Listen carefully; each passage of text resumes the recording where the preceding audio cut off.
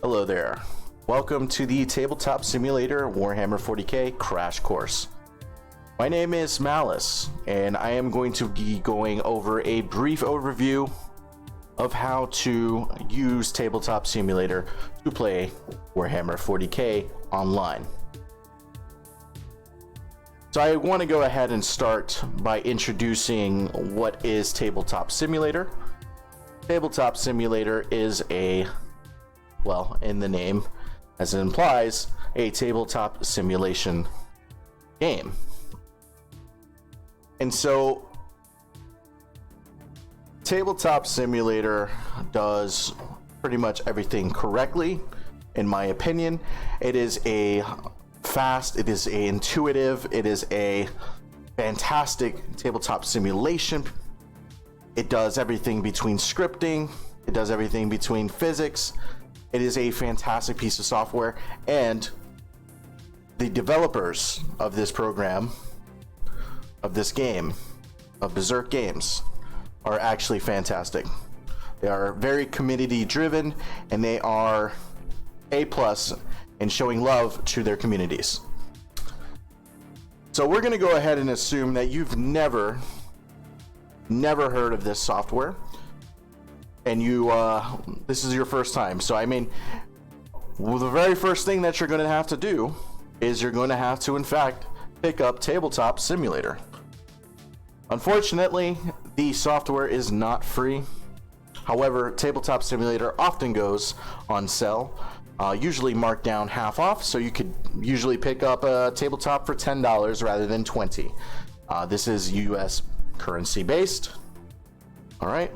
And so once you have this and you have picked up Tabletop Simulator, you're going to go ahead and install it. All right. And we're going to go ahead and assume that you know how to install games for Steam. All right. And so the next thing that we're going to actually be doing is we're going to be opening Tabletop Simulator. Now, I'm going to go ahead and 100% assume that you have never, ever played Tabletop Simulator. And so this is what this guide is going to be for. When you first open up Tabletop Simulator, you will usually get a dialogue that says play Tabletop Simulator, launch VR in Steam VR mode, open GL. You're just usually going to select this first option here. Okay. And so now we are launching Tabletop Simulator, but don't worry, I am going to be walking you through all the more important things. Right. So here is the splash screen, and here are our initial loading screen. All right, so let me go ahead and explain a little bit as to what's going on here. Okay. Disregard all this. Disregard all this. Disregard all this onto the side. All right, what you're more going to be focused on is the center of the panel here. Okay, and so you're going to have join, create, you're going to have configuration, tutorial, and exit the game. All these icons are fairly straightforward and to the point, but let's go ahead and take a brief look into the configurations. Okay. In the configuration panel, you will have all types of settings here. We have look speed, which adjusts the speed of your panning. We have invert controls, which will invert your camera movement. You have the movement speed, which also influences your panning speed. You have the field of view, which will allow you to adjust your FOV settings. You have mod caching. It should be on by default. Mod caching allows you to store mod files that you load onto your local hard drive. So in essence, you basically want to turn this on and never turn it off. Mod save location is where you define where mods will be saved on your hard drive, right? And so mod threading is a little option here that deals with performance and how mods are loaded. And then portraits, in the game there will be avatars that are displayed. It's very cool. You'll be able to actually turn those off if they actually bother you in any way. And so then you have your generic settings, you have your graphics settings, you have your sound settings. Yes, Tabletop Simulator does have a voice push-to-talk voice protocols in it, so you are actually able to go ahead and talk to players in-game if you so chose. Next up here we have the control panels. This is for if you are using well, actually this is your control bindings, right? So like this is what you would mess with if you needed to bind any hotkeys or wanted to get through that. Interface is a new feature that they added, which allows you to customize the GUI, or the graphics interface, user interface, right? And as you can see here, your theme might be a little bit different. I have an Alpha League theme here, and you're able to actually customize exactly what everything looks like. Okay. And now we have block. This is your block settings. You can block people from joining your games and so on and so forth. All right, so that is your brief overview of these settings and what they do. Now let's get back into the main portions here. We have on the left hand side, we have the join. Doing this will actually bring you to the server browser interface, and this is actually where you'll be able to look at all the currently hosted games. Okay, so if you have a friend who's hosting a game, you can actually search up your friend's game based on the lobby room that he made on. And you've got a bunch of tabs here. You've got a friends only to show you friends only that are hosting games. But usually speaking, if you're going to be joining someone's game, you're just going to be coming here, typing in the name of the game, Warhammer, right? This is not anybody I know. You have the refresh here. This should be very self-explanatory. And obviously, if you were going to join, you would hit connect. And if there's a password, then you would enter that password, something that the room creator also makes. Okay? And so now we can get into the create the room function. Create the room is very simple. You can create a single player instance, or you can create a multiplayer instance. A single player will have 0 online capabilities in regards to connectivity and allowing people to connect to you. Multiplayer, however, is where you would, this is the instance that you would create if you were looking to host a game where people can connect with you. Now, if you do go ahead here and click on the host your server, you will actually see that you have some parameters here to set. You have a server name, which is a self-explanatory thing. You have the server type. Do you want it to be public? Do you want it to be friends only? Do you want it to be invite only? And then you have the server password, which is something that you define here. That is a password that your friends or people need to actually put to get into this room. And then lastly, you have the maximum players allowed into your game. Okay, and so if you, for this beginner, this crash course here, we're just going to go ahead and why not? We'll go ahead and create a server instance here. And so now this is what you will be actually presented with.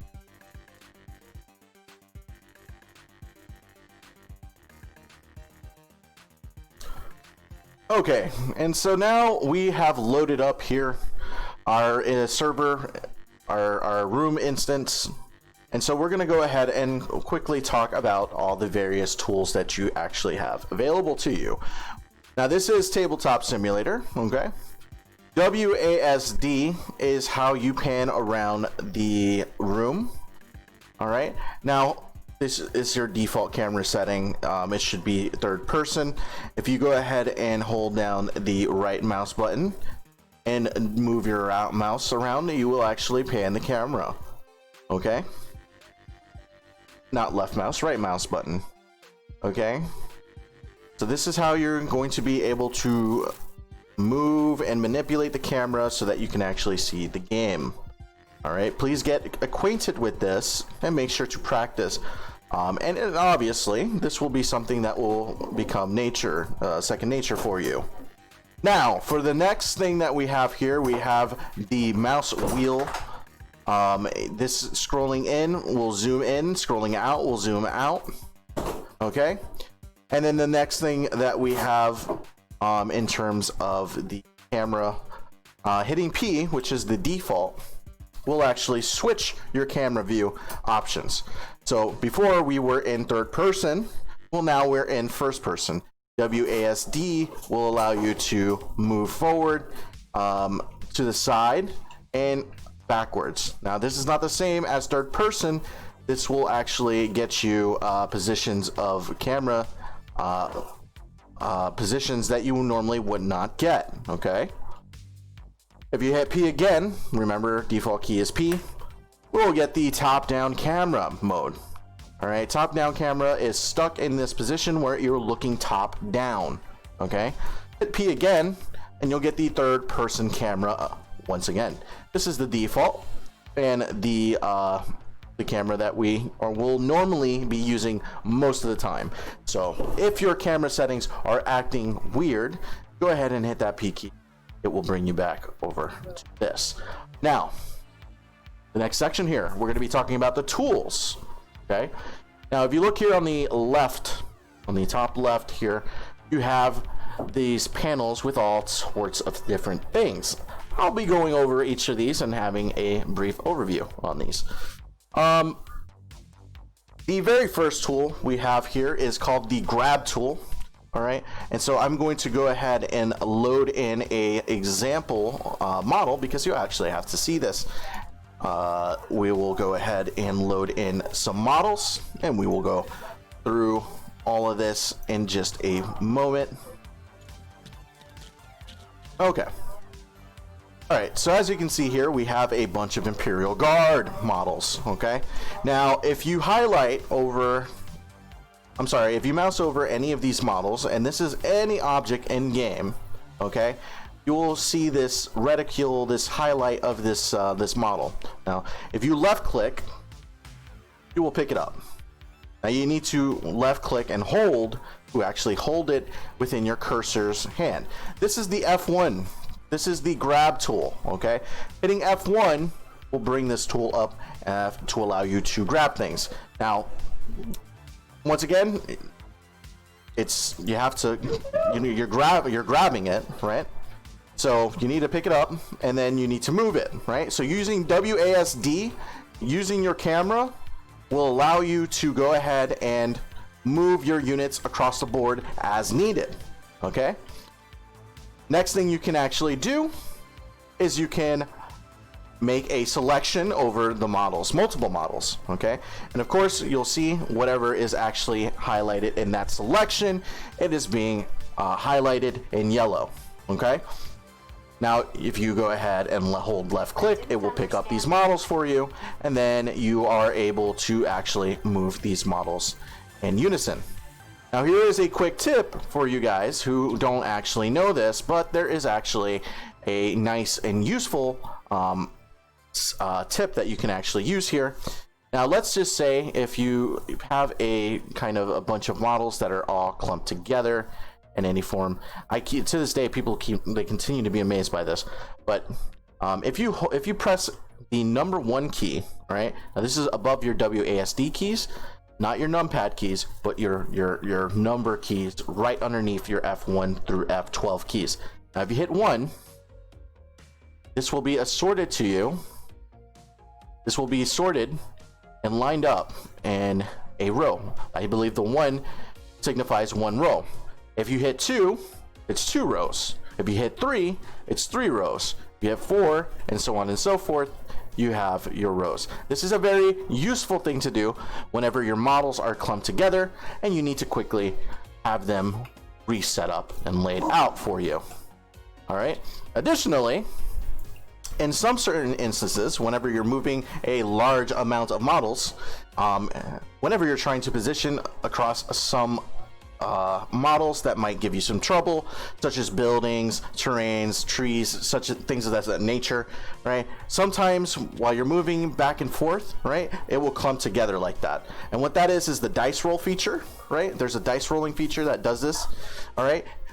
If this happens to you, okay, do not let go of your selection. Keep your selection in your hand, or your grab tool, if you will, and hit escape. And then your models will be reset to the original positions. Very interesting. I hope that you guys find that useful for yourselves. Now, some models, we will actually go ahead and delete these because we don't need so many models. Now, some models will actually be flipped upside down, right? Now, this is, you know, whether it's you or because something got knocked over or something, you know, is not right. If you actually make a selection or highlight, you can actually highlight over the models. If you hit F, it will flip it for you, okay? F will flip that model for you. You can make a selection across multiple models and hit F, and then all these models will actually be upright. And same, it works vice versa as well. So maybe some people like to flip models over to signify that they have been removed as a casualty, but they still need to count up the models for morale. This is actually something that people typically tend to do. I, of course, don't. I just like to remove them and then just make a mental note, but that is up to you. Just so that you know, that is how you flip models. Okay, so next up we have, I think the next important tool that we're going to actually go over, the next important thing that we go over is going to actually be our measurement tool. Okay, and so what is the measurement tool? Well, it's actually called the line tool. Okay, the line tool is how we use, is how we measure everything in this three-dimensional space. So as you know, in Warhammer 40K, movements, shooting, ranges, things of that nature we're using inches, and we're making measurements across these objects to determine these things. So if you hold down tab, your cursor will turn into this little ruler. Okay, now if you move your ruler, you will actually start to see the number indicator go up and down. That is indicating your inches.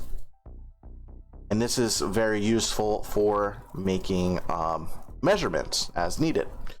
Now, if you let go of the tab key, it will go back to your grab tools. Okay. Now, here's how you measure movement, typically in Warhammer 40K. You make your selection across your model or multiple models, depending on whatever you're trying to move. You pick them up like so, and then you hold down tab while you're holding the left mouse button. And so now you're moving the objects that you have in your cursor tool, and you're now actually moving the models. Okay. If you let go of tab, there you go. The measurement goes away, and so this is now you're able to drop it. Now if you hold down tab again, like let's just say that you started from over here, okay, and you picked up the models and then you moved them, and then you go, oh wait, I forgot to measure them. Don't let go of your selection, hit down, hold that tab button, and you will actually see the measurement from what you made. So that's very useful, especially if you are trying to do things in a speedy manner. Okay, that is how measurement is done. Now, of course, if we go to the line tool, we'll actually see there are some multiple tools here. F4 is the default key to bring up the line tool. Of course, you can bring it and not have the mouse cursor. All right, and so this will be your permanent cursor. If this happens, just hit F1, or just click on the grab tool to go back to that grab tool. Now, in the line tool, you have different types of things, such as specifying the inches, the centimeters, or the grid. Warhammer 40K uses inches, so I definitely would think that you would use that. All right, 2D or 3D is actually a very important one. 3D, okay, so by default it's going to be 2D, and what 2D means is that it's on 2 dimensions, right? The measurements will be on 2 dimensions. You'll actually be able to make measurements on a 3D plane rather than the 2D plane. So measuring upwards and above other models, these things are possible with that 3D selection on. Okay, So I like to use the 2D, and then if I have to make any measurements that go up and down, then I would actually do it so with the 3D. Now, ruler mode is auto.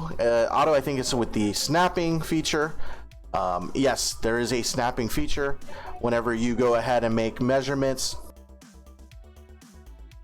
you can actually snap between two parts of the model, which makes it very easy for quickly determining ranges of your weapons. So if I mouse over this unit, this model, and I hold down tab, and then I go over and measure to this model, then this will snap. It will snap to the base, and it will give me the measurement between the two bases. This is very useful for determining what you have in terms of your measurements, and doing it very quickly and in a sloppy manner. Obviously, you can turn that feature off by turning off the edge, I believe. All right, and logging is I will like to redact that. Ruler, okay, so ruler mode is the no snapping, okay? The free, I'm sorry, hang on. You measure with your pointer position, measure from objects where appropriate, then hovering control to use pointer with it. Okay, yeah, just keep that on auto. Don't ever really mess with that. Hovered objects, we're off script here. Anyway, hovering center, having that option selected will measure from center of the base to center of bases. You generally want to use from centered based on the infantry models. So yeah, you would want to measure that between the bases here. And that brings up the next point here. You can actually ping things on the map by just simply tapping down tab. Instead of holding it down and bringing up the align measurement tool, you're actually able to tap quickly so that you're able to allow your opponent to pay attention to the ping, right? So this is useful for when you're declaring your attacks. If you just quickly want to show people what's going on the map, this is something that you use. That's a quick tap on your keyboard, and you're able to go. All right, so the next tool here, I know that we skipped here. This is the draw tool. This is not really so useful for Warhammer 40K specifically, but there is an option to draw on the surfaces of objects. As you can see here, just simply bringing that up will allow you to write on the surface of things. Okay, you're able to change your colors, of course, on this little icon down here by clicking on the new color and hitting apply. You're now having the new color apply there for you. Okay, all right, and then so the next one is the line tool. Don't get the line tool confused with the ruler tool. Line tool is a drawable object. Once you kind of click on the point and draw the point across, you can actually draw lines quickly. As you can see here, I've just quickly drew a box on the surface.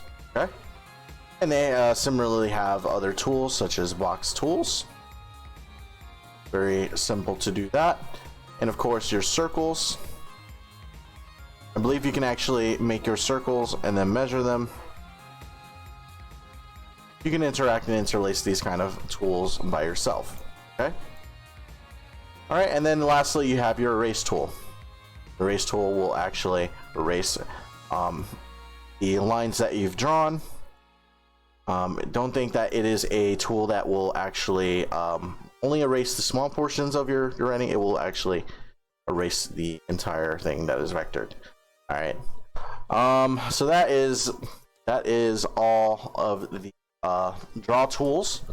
Next up, we're going to go to the zone tools. This is not very Warhammer 40K oriented, but we should cover it nonetheless just to be thorough. The zone tool allows you to define a zone. Okay, and so the default will be a hidden zone. any objects placed within here will be invisible to the other players, of course.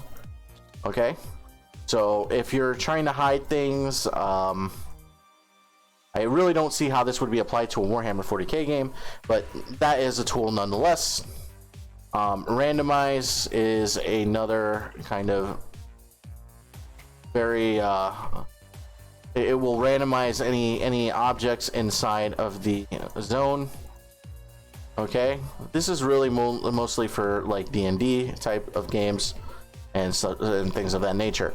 Hands, okay, so hands are actually another feature that we won't actually be using in Tabletop Simulator, but you can define a zone where cards will or tiles or models or anything will actually go to, which will count as a player hand. Okay, and this tool will allow you to define areas where those objects will go. And so for an example, if we had some kind of cards, I wonder if we have some sort of card object here. Components, cards, sure. Yes, okay. So here's a deck of cards, okay. And if you go to your tool and you hit right click and deal, you will see the cards being dealt into the zones that we were previously looking at. Okay.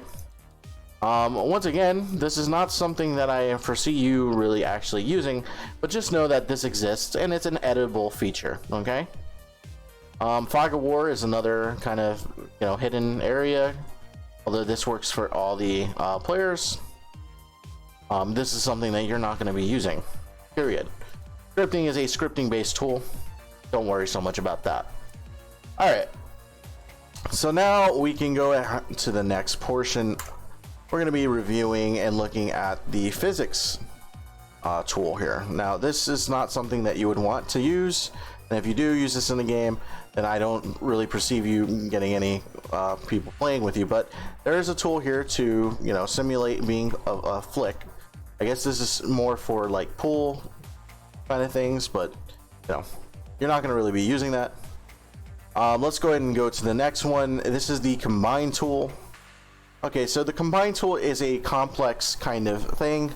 Here, I'm going to go ahead and try to illustrate how these things work.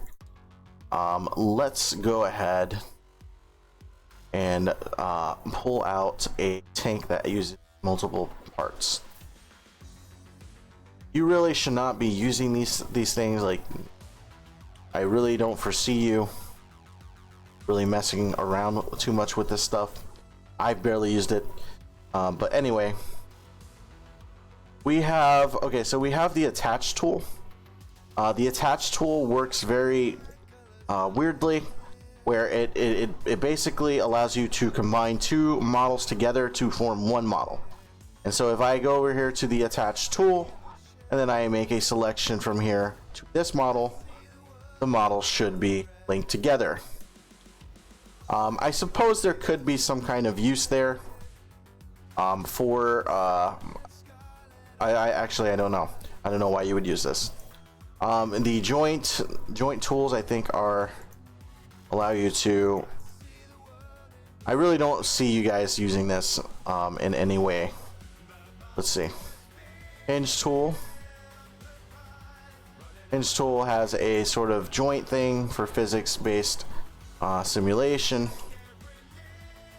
There is the spring joint tool, which I guess simulates a spring joint between two models.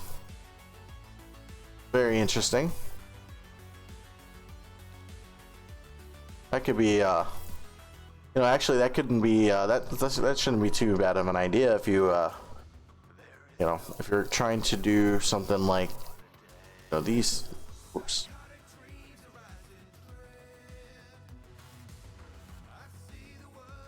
Maybe you can do something like so. Nah, just don't do that. Alright, so useless tool is gone. Next up is the text tool. Text tool is the ability to write on surfaces. I can't quite see where things are. Here they are. I don't imagine using this too much unless you are a mod author of some sort, where you're actually able to click on a surface and be able to define what's in the text box, as well as have contextual menus on the surface itself to actually interface with that. It's stuff like font size decrease, font size increase, color, and trash, which will delete that. That's all part of that that kind of contextual thing there. If you're a mod author or looking to be a mod author, maybe you'll see some use for that. Cool. Otherwise, you're not really going to be using it, so disregard it. All right, the next thing we have here is the move tool. This is the move gizmo. Move gizmo, you as a war gamer, as someone who's going to be playing tabletop Warhammer 40K, you're not going to really be using this. However, there are instances where you may want to, depending on your needs, such as if you're making and creating mods, then obviously you would want to use this. The gizmo tool, whenever you make a selection of this tool here, you will get this cursor, which is a omnidirectional arrow. All right, and you're able to highlight and click on an object and bring up this contextual menu here. Now, if you look at the model now, you'll see that there is a horizontal, an X, a Y, and a Z axis. Okay, now interact with these and you'll be able to move the model. Very important here, because if the model is locked, then the model will stay put in that position that you move it. But you will clip through things, you will move through things in this gizmo tool, as you can see here. So it's quite powerful. Not practical for a game in any sense of the word, but it is useful for map makers, people who make the maps, to reposition things such as obstacles and terrain. Then you do have an extension of this gizmo, which is the rotation tool. Make a selection over the model that you wish to rotate, and then interact with the various values here. As you can see, it's a spear, and it is allowing me to actually rotate the model as I need it. There is a contextual menu here that allows you to manually input the degrees of rotation, the degrees of your orientation, and you'll be able to copy that. Really, this is more for the purposes of scripting, but aside from map making, you're not really going to be seeing this or using this. Rotational values, I don't even know what this does. We'll just go ahead and assume that this is some kind of thing that you're able to store rotational values, then you're able to quickly apply those rotational values. Again, this is something useful for map makers. We're not really map makers, we're trying to play the game. But yeah, these are some other settings that basically interface with objects, your pivoting options. Once again, you're never going to be using this. Rubber stamp tool. This is the decal tool. You're actually able to upload your own images and make little stamps. Once again, you're not going to be actually doing that. Now the point snap tool. This I've never actually even used this before. I guess what you're actually able to do here is create the points on a model, which will allow them to be interfaced with snapping. Let's see what happens when we pick up this model. Like, once again, we'll never be using this, but let's see, rotate snap. The snap allows us to interface here. At this point, I do believe that this might actually interface with the joint tool.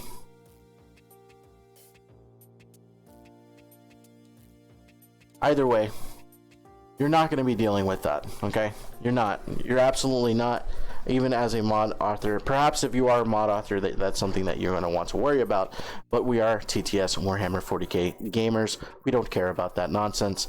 We're going to go ahead and start talking about the icons on the top of interface. Okay, and so the first buttons that we have here is called rewind time, and it'll allow you to rewind time a few steps back to try to redo actions that were taken. I don't recommend that you use this tool often. It is something that is very inaccurate and will actually break your games more than they actually help you. But in some occasions, like especially if there's something like that just happened, hitting that rewind button like 1 or 2 times will actually tend to bring back the state of the game before the mistakes were made. Of course, you can fast forward. Once again, don't rely too much on this, okay? Try to be a careful wargamer and do your things properly, okay?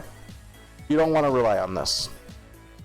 Alright, so the next thing is that we have this games thing. This is the very first thing that opens up when you load up your tabletop instance, okay?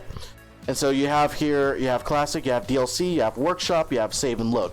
We'll talk about workshop here in a bit, but I just wanted to get this out of the way now so that we can come back and talk a little bit more about it later. Classic, these are the vanilla games that you start off with in your tabletop simulator. Hitting one of these will load up a room for you that has whatever is in there. This very much works like the workshop mods, but are the vanilla. Everyone has these. These are DLCs. I've never actually bought a DLC.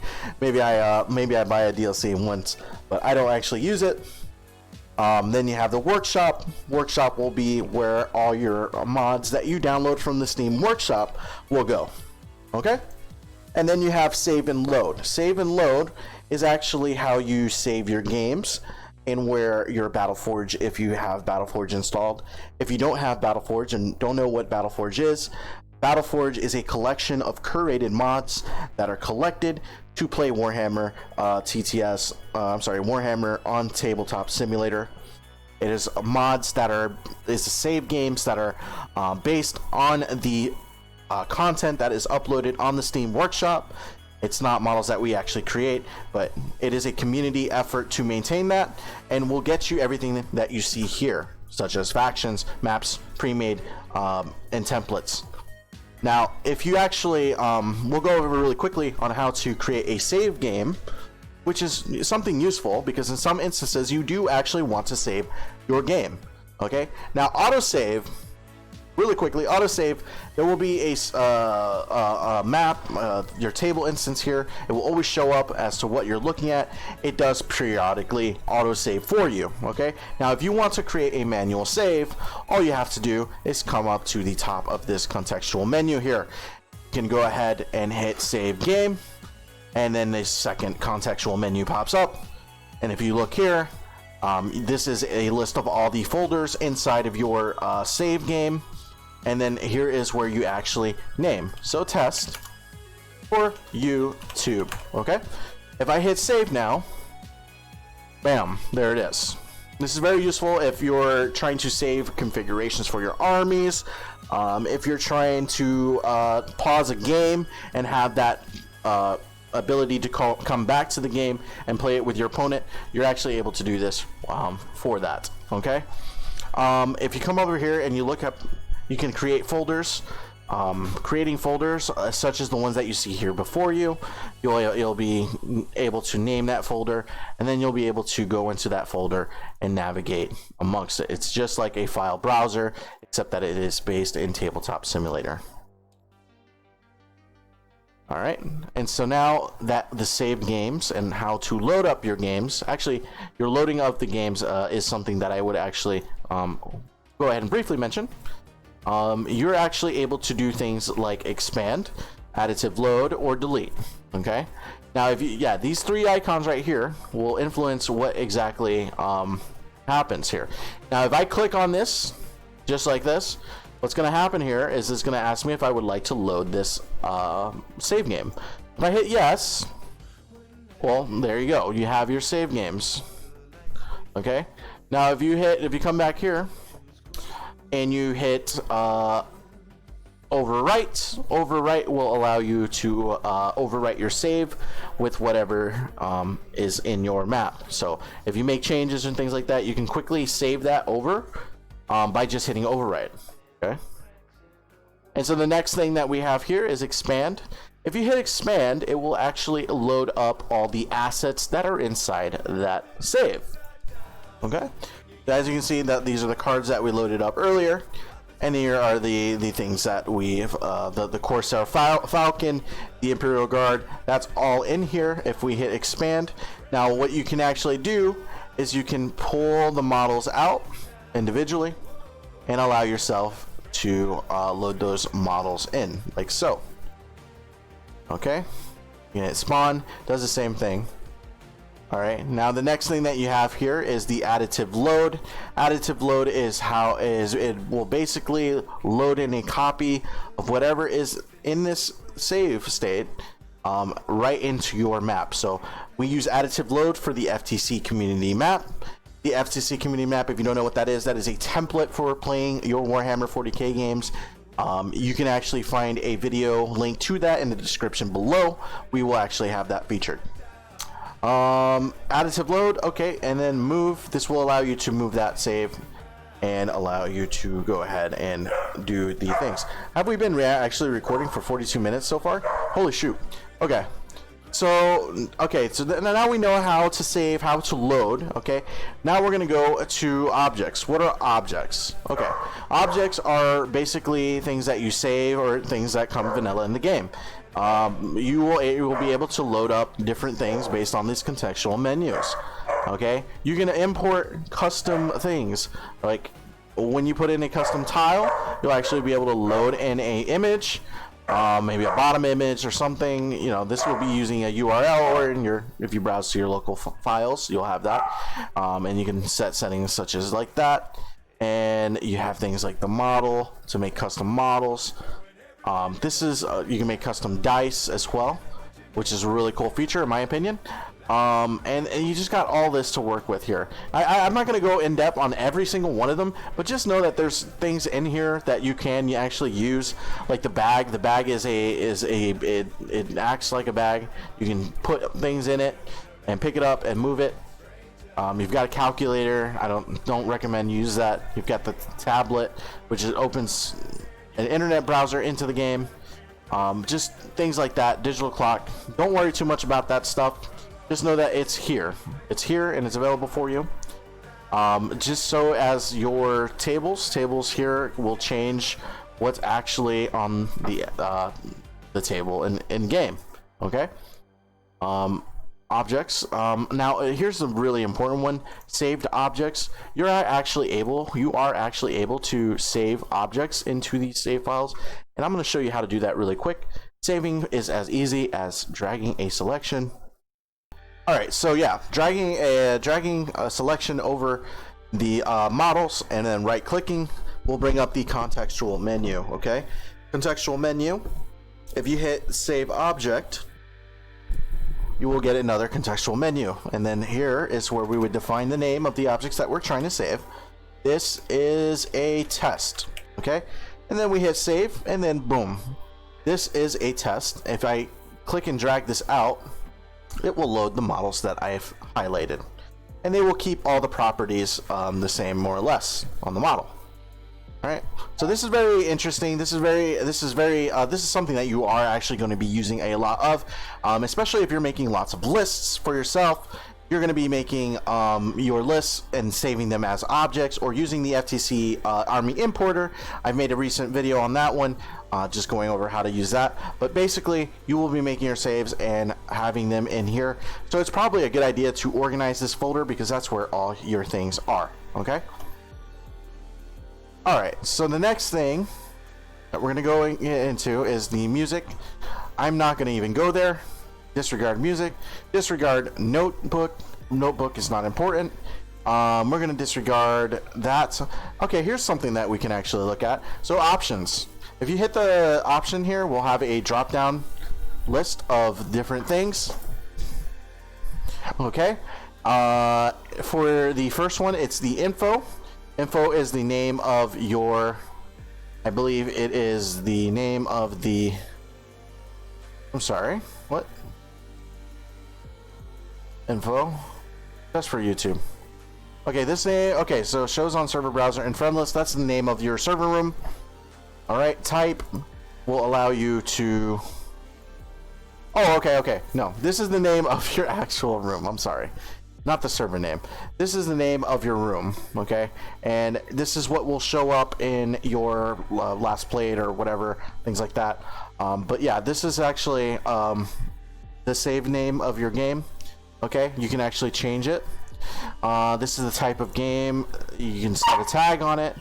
You can put complexity, which you're never going to do this. Playing time, not really a thing. Tags, I guess. You'll never use this. Don't even actually disregard info. Info is useless. Don't even use it.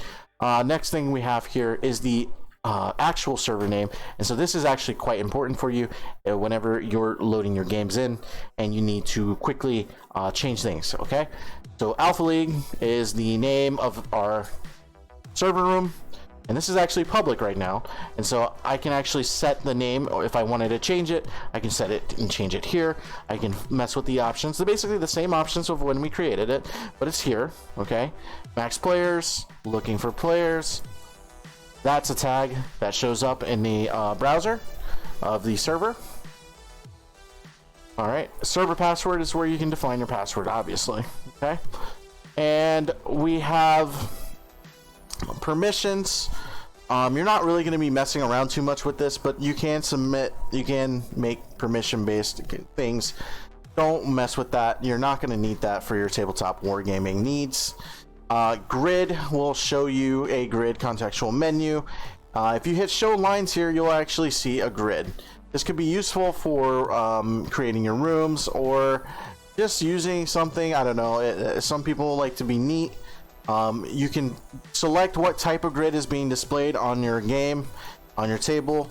It will look different from room tables to tables, because different tables are different, and will actually look different if the models are different. Wow. Yeah, different is different. Okay, so show lines, and we've got our first disruptive player here. We're gonna go ahead and ban him. Bye-bye. We're gonna go ahead to the server settings here really quickly and set this to put a password. Okay, bam, problem solved. All right, so next we have in the grid settings, we have an ability to set the color of our lines. If you need to go ahead and do that, you can. You can set your opacity levels if you need opacity. Opacity is a recently supported thing in a tabletop simulator. You can make your line thickness from thin to bold. You can also turn on snapping. So turning on snapping, if I put that on here, we'll see that whenever I make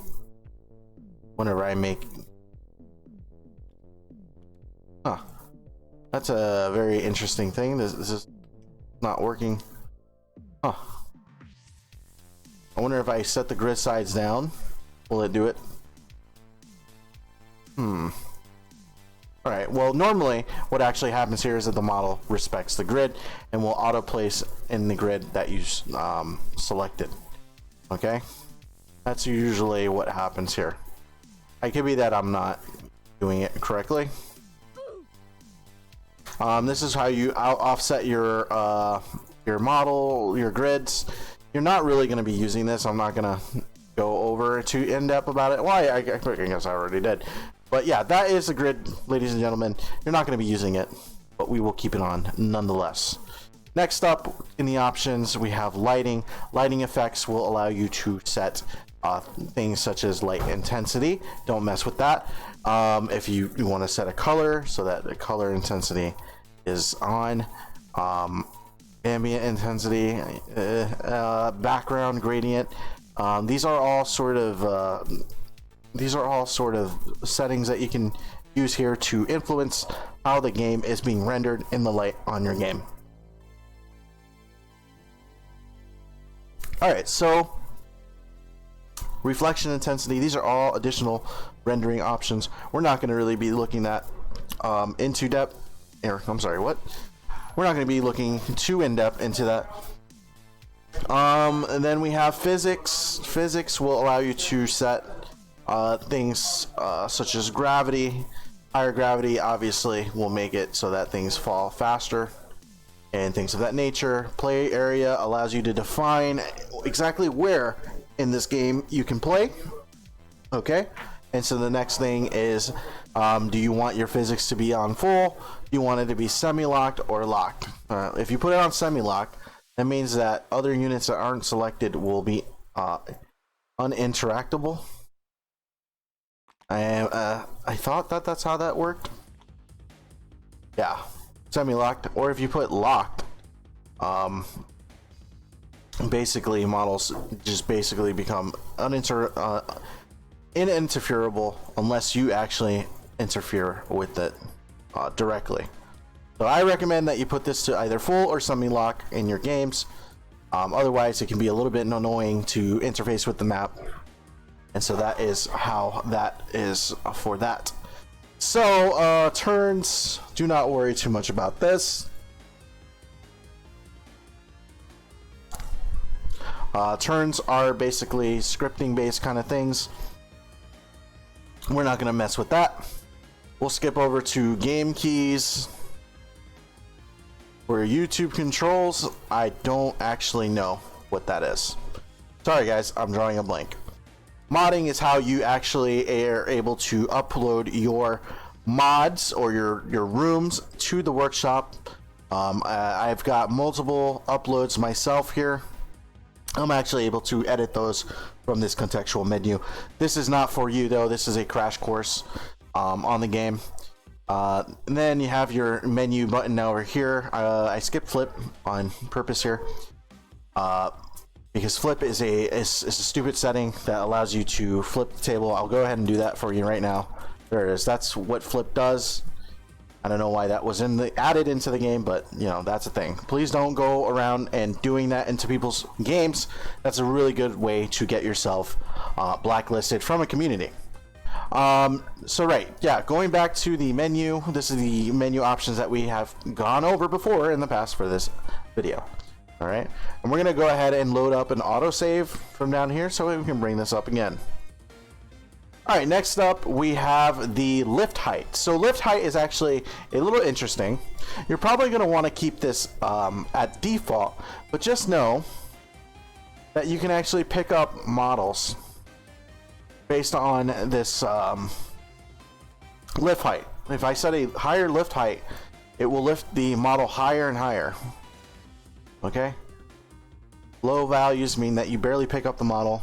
Higher values mean that you lift that thing up in the air. Okay? Turn rotation degrees. So, okay. Whenever you're when you mouse over a model, right? You can hit the default keys for this is Q and E. Okay, you hold down the Q, it turns it left, or I'm sorry, what is that, clockwise? No, counterclockwise. If you turn it, if you hit E, it turns it clockwise. Okay. Now, messing with the degree settings here will allow you to tap, and that will be the amount of degrees that the model turns. Right. So if I want to move 15 degrees to the left or to the right, I'd hit it, and that's 15 degrees. Hit it again, that's 30 degrees. And you can set it to 30 degree turns intervals, right? Notice how it's kind of increasing that gap there. All right, 45 degrees are just like, you know, very wide turns. 60 degrees, and then 90 degrees, and then back to 15 degrees. I recommend that you set that to whatever you're comfortable with. People use 45 degrees. You could go with something lower. You can keep it at default at 15 degrees, but that's how you rotate models. That's kind of important in a game of miniatures. And so that is going to conclude our crash course on the actual Tabletop Simulators room, how to make a lobby. We've covered the basic tools, we've covered the menu options up here. What we didn't actually look into is the workshop. Now remember, Warhammer 40K, these models are all third party. These models are community effort. Like, the community actually created these models. There's no entity out here creating models to play with. This is all labors of love for community members. And so if you were wondering who actually makes these mods, it is not the TTS Warhammer 40K admin, which that's me. I do not make these models. I will actually make models and contribute them, but I don't actually make these. That is the community. So look to your respective mod authors if you want to look at those credit attributions, okay? And so I say that now because, you know, this is kind of important. The workshop is where you go and find models. Now, it's not exclusively just for Warhammer 40K, but it is usually for Warhammer 40. That's where you do get models if you're not using the Battleforge. Okay. So let's just go ahead and assume this is going to be blank for you, by the way, if you're new. If you hit the workshop and you hit browse, it will bring you to the Steam workshop. Okay. And so the Steam Workshop will be featured with all sorts of things, all sorts of mods. There will be most popular, there will be most subscribed, we will have most recent. Like, you will be able to search things up here, and you know, it's up to you to find whatever you want and need. Okay, that's how you get to the workshop. Whenever you subscribe to a workshop item, it will come and populate on this list. Hit Shift Tab to close this menu, or that's the Steam overlay, by the way. Shift Tab to turn that off and turn it on. All right. So the next thing that we have is no. This is it. This is how you load up the maps for all workshop items. Okay. All right. So the workshop is done. Let's go ahead and really quickly, since this is a crash course and all, let's just go and see how you would, how do you use the Discord to get help, to find other players, things of that nature. Okay, now there will be a link, as in all of our videos, there will be a link directly to our Discord. Okay, if we come over and we go to the welcome channel, you will actually see this is where you start. You should get a message from me6 allowing you to see how to get started within the community. Okay, this is just the rules page here. The big things that you should notice that are relevant to you, are the general chat. This is where you're going to be able to talk with other enthusiasts. If you're new to the community, you can actually drop yourself a introduction post here. Okay, and if you come down to the game finder, where can we find that? Let's go down here under player resources. Is it actually? No, it's up here. Sorry, there's a lot of channels here and it could be a little confusing, but if you just take your time really slow and just look at the channel names and look at the descriptions, you can find your way pretty easily. The very first, I'm sorry, not the very first, but one of the more important features of the TTS Warhammer 40K community is the ability to find games to play with other players. All right, Game Finder will allow you to assign yourself roles.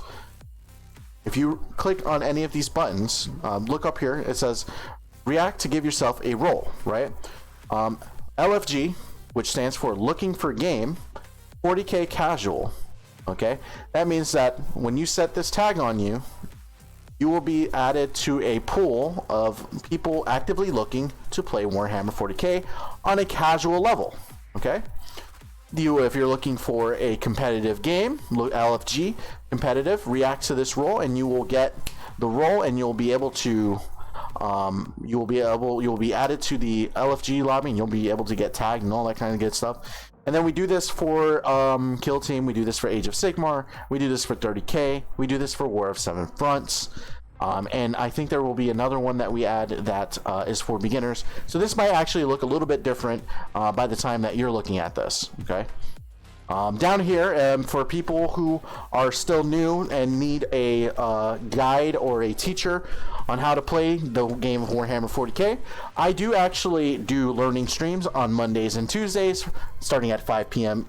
Eastern Time. You can actually ping me to book a demo game on how to play Warhammer 40K 9th edition. Okay, so that's just more information on that. The next the notable important place that you could go to is the download links. Download links will allow you to get to the Battleforge, as well as other resources such as Battlescribe and other things of that nature. Battleforge support is where you can actually go and drop to get support on things like that. Mentor Lounge is the channel if you need a mentor on the server. I'm sorry, I know I'm going all over the place with this, but try to bear with me here. A mentor is someone who's applied a tag to them that are going to be directly pinged by newer players if they need assistance. So if you're a new player and you need to talk to someone about how to learn the game, you would actually be able to go at mentor to get someone to help you out. We're very big on helping new players. We're very big on helping get people started, and so that sentiment extends with a lot of the users in this community. We want to help you guys, so go ahead and give us pings if you guys need it at any time. All right. So looking for game chat kind of extends from the game finder, where you're going to be able to coordinate game finding with other players who are looking. Okay. Let's see. We are going to go down to the learning game channel here. This is where you can post your newbie questions and get assistance. Very similar to the Mentor Lounge. Yes, this is where you'll be able to go and get assistance with starting the game. List building is another resource for more intermediate players, where you can actually post your lists and get feedback from the community on that. Rules Courthouse is a extended discussion based channel where you will I wouldn't say I guess you could ask for rules clarification in that channel, but it is mostly for discussion. But I would say you can definitely drop questions, especially in the more intricacies of Warhammer 40K, because if you didn't know, Warhammer 40K is a very advanced game. All right, so we went over download links, we went over Mentor Lounge and Battleforge support. If you look down here in other Warhammer 40K, you'll have other channels dedicated to other Games Workshop based games. And those will be discussion channels where you can talk to people, coordinate, whatever you feel like, it'll be there. This is a hidden channel. You shouldn't be looking at that. The TTS modding channel here is for mod authors to come discuss and get assistance from each other. Or if you're new and want to learn how to mod yourself, I would highly recommend coming down to these channels here. Workshop uploads is where people can directly upload their workshops. Their workshops here. As you can see, some people have made a lot of interesting models, and it's not just Warhammer 40K models. There's also things like terrain and terrain features and things of that nature, and updates and all that. Mod authors will drop updates periodically as they get them and want to release to the public, and so that is there for them. Mod suggestions are for people to suggest if there is things out there for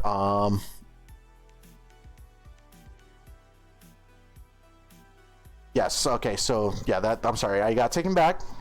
That this is a mod I made and it's being discussed. But this is where people can come in and suggest mods if things are not out there. You're able to go ahead and post that. And then map creation is for people who map create and want to drop uploads to their maps, and so on and so forth. Okay. Now we have the art, lore, and hobby. We've got the TTS Warhammer community. This is for where the monthly events that we post there are for. And we've got off topic. We've got the event channels. If you like events, we've got Alpha League and War of Seven Fronts currently. And so those channels will be there. I'll have more information in other videos for that. And then you have the actual lobby, and this is where you can actually find rooms that are empty for you to coordinate with other players and play your games.